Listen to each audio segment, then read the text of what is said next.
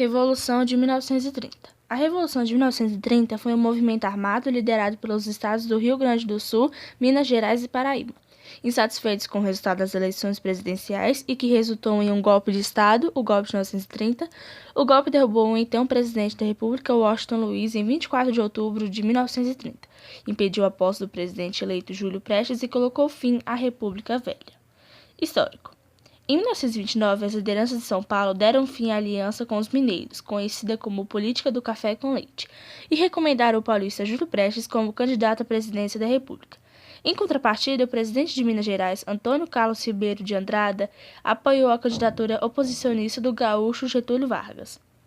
Em março de 1930, foram realizadas as eleições para presidente da República, eleição esta que deu a vitória ao candidato governista, o então presidente do estado de São Paulo, Júlio Prestes.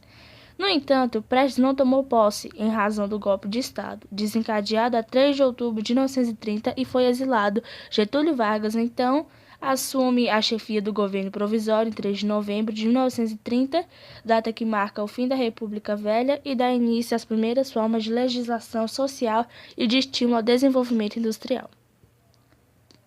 Constituição Polaca. A Constituição Brasileira de 1937, outorgada pelo presidente Getúlio Vargas em 10 de novembro de 1937, mesmo dia em que foi implantada a ditadura do Estado Novo, é a quarta Constituição do Brasil e a terceira da República.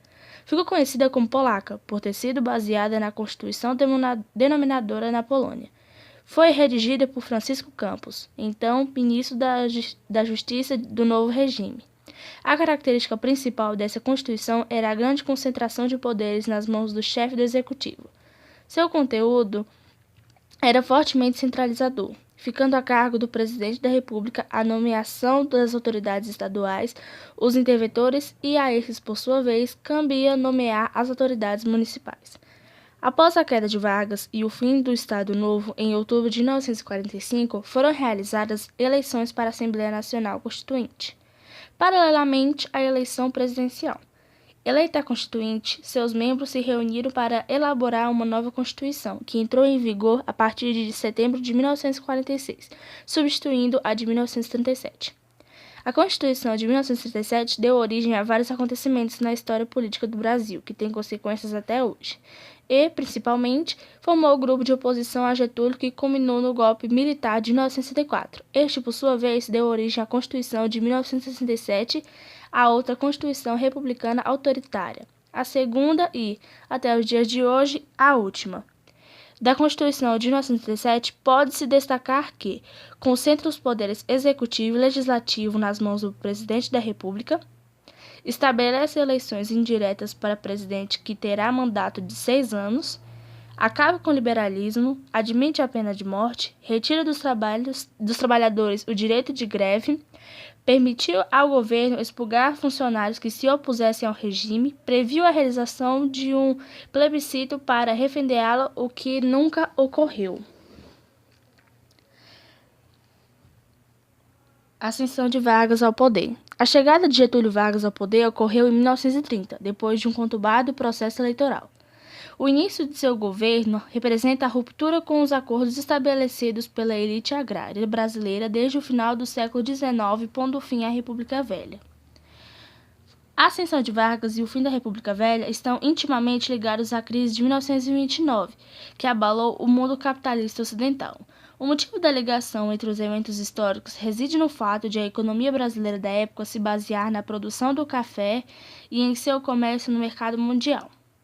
Com a quebra da Bolsa de Valores de Nova York em 1929, os preços internacionais do café despencaram, causando grandes prejuízos aos cafeicultores brasileiros e, consequentemente, à economia brasileira, que girava em torno da produção dessa mercadoria. Como o poder econômico e o poder político são integrados no funcionamento do sistema capitalista, a falência do principal grupo econômico do país representou também a falência da estrutura política que organizava a sociedade brasileira. A dinâmica do processo histórico se relacionou com a crise política que ocorreu com o fim da aliança entre os estados de São Paulo e Minas Gerais, na indicação do candidato às eleições de 1930. Os dois estados há muito tempo alternavam os indicados ao posto da presidência do país, na chamada política do café com leite. através dos partidos republicanos de São Paulo e Minas Gerais. Entretanto, em 1930, o Partido Republicano Paulista, PRP, liderado pelo presidente Washington Luiz, rompeu com a alternância e novamente indicou um político paulista para concorrer à presidência, Júlio Prestes. Por sua vez, o Partido Republicano Mineiro, PRM, em oposição a este posicionamento dos paulistas, resolveu criar a Aliança Liberal, com as forças políticas dos estados do Rio Grande do Sul e da Paraíba, cujo candidato era o governador gaúcho Getúlio Vargas, e tendo João Pessoa, governador da Paraíba, como candidato a vice-presidente.